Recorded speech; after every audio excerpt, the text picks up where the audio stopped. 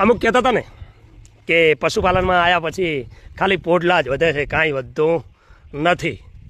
તો આ એમની માટેનો વિડીયો છે કે જો મિત્રો અમે પોડલાને જો પોડલો ગણ્યો હોત તો આજે એક પશુપાલકે આટલા પાણીની વચ્ચે ડેરીઓમાં ડેરી ચલાવીને તમને પ્યોર દૂધ આપીને વરસાદની એટલે કે ભગવાનનો પ્રકોપ કહેવાય, પરમાત્માના આશીર્વાદ સમજો કે જે સમજો જો આજે કહેવાય, પરમાત્માના આશીર્વાદ સમજો કે જે સમજો જો આજે હોટલોમાં તમે ડાઇનિંગ ટેબલોમાં તમે શુદ્ધ કહો છો ને કે થાળી ધોયેલી નથી, ફલણો ધોયેલું નથી, તમે થાળીઓ ઉછળી દેતા હો છો. આ જુઓ, હવે અહીંયા તમે શું ઉછળવા જશો?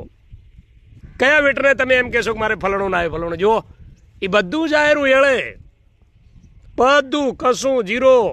જય મહારાજ, જય શિવરાય, જય સરદાર, આ ઈ વાળું જ છે. એટલે જો તમે પશુપાલનની કદર કરશો તો તમને સાચી ખબર પડશે.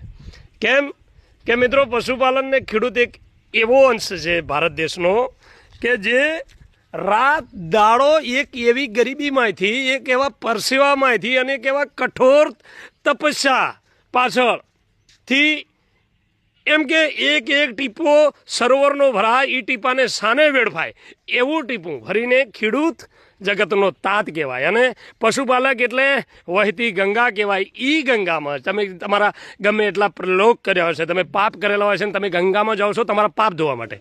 પાપ ધોવાય ટેબલોમાં તમે શુદ્ધ કહો છો ને કે થાળી ધોયેલી નથી, ફલણો ધોયેલું નથી, તમે થાળીઓ ઉછળી દેતા હો છો. આ જુઓ, હવે અહીંયા તમે શું ઉછળવા જશો?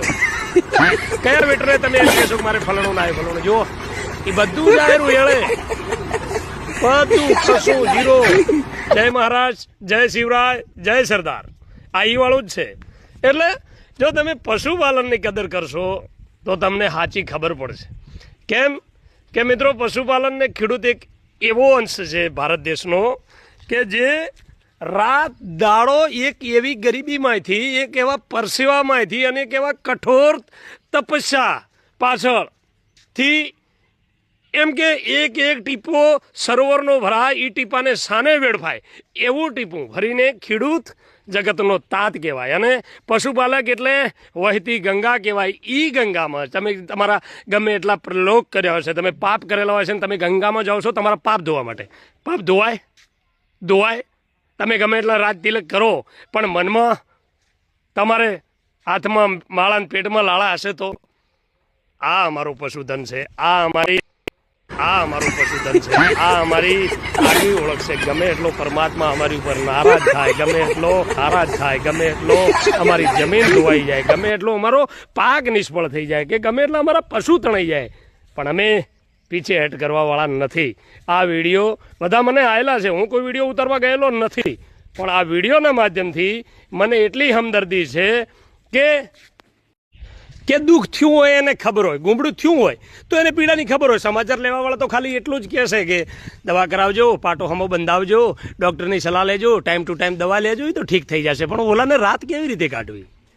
એ આખી રાત એક વિરહની વેદના, એની એક એમ કે જે એણે ભેળું કરેલું છે એની એક જ ઝાટકે જ્યારે વહી જતું હોય છે તારે પશુપાલક શું વિચારતો હશે?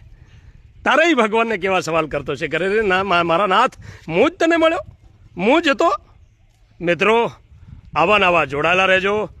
જય ગોગા મહારાજ.